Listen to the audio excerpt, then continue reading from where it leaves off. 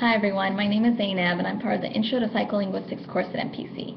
For this video I want to talk a bit about linguistics and psycholinguistics in general, and this will involve a bit of a summary from the first chapter of the textbook as well. So what is linguistics? Linguistics is a scientific study of language. It deals with the patterns and principles that cover language in general. So basically linguistics is about how language works. So the main areas of linguistics are phonetics, phonology, morphology, syntax, and semantics.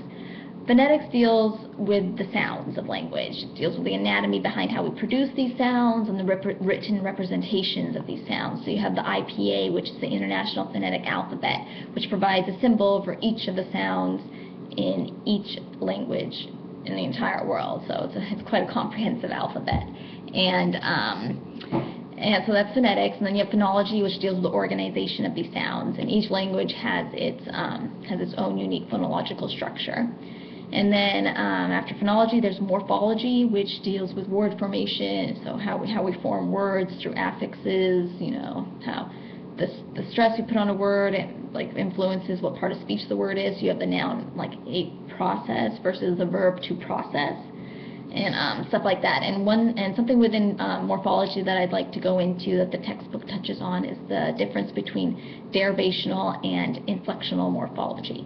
So derivational morphology is where you have a word, and through this process of affixation you are creating an entirely brand new word. So for example, you have the verb create, and then you take the suffix ion and add it to create, and you get the noun creation.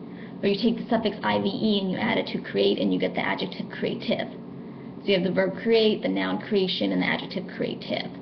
And that's an example of derivational morphology. And it usually involves a change in the part of speech, although not always. Like for example, you have the adjective happy, and if you add the prefix un, you get unhappy, which is also an adjective, but those are two entirely distinct words with different meanings. You have happy and unhappy. So that's another example of derivational morphology.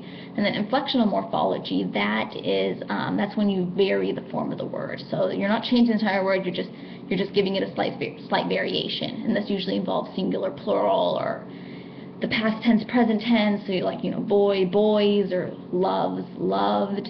And so it's the same part of speech, same meaning, it's just a slight variation on the word. So that's inflectional morphology.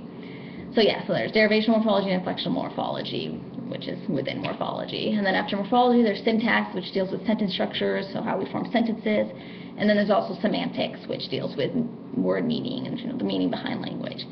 And then there are branches of linguistics. So we have computational linguistics, which deals with the interaction between computer and language, sociolinguistics, interaction between society and language, comparative historical linguistics, which deals with evolution of languages and how languages are related to one another, and then of course our beloved psycholinguistics, which is what this whole course was about, which involves the mind and language.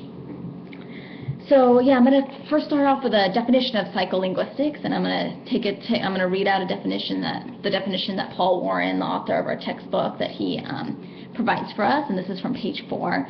So he defines psycholinguistics as the study of the mental representations and processes involved in language use, including the production, comprehension, and storage of spoken and written languages.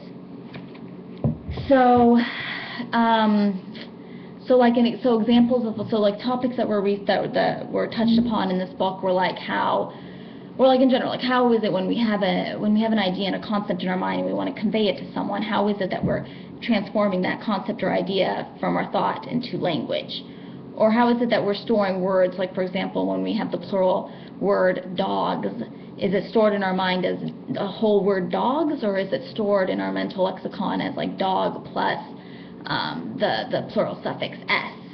Or when we're forming sentences, how is it that do we first form the basic structure of the sentences and then choose words to put in to fill into the sentence, or do we first choose the words and then fill in the sentence structure? So psycholinguistics deals with questions like that, of how we're understanding language, how we're producing language, how we're storing language, how we're acquiring language. So it has to do with topics that deal with the mind/brain in relation to language. And it's a fairly new discipline. It was barely in the 1920s when it was first when the term was first used to refer to the psychology of language, and it wasn't until 1951 when it was actually a discipline, a multidisciplinary subject that became a discipline.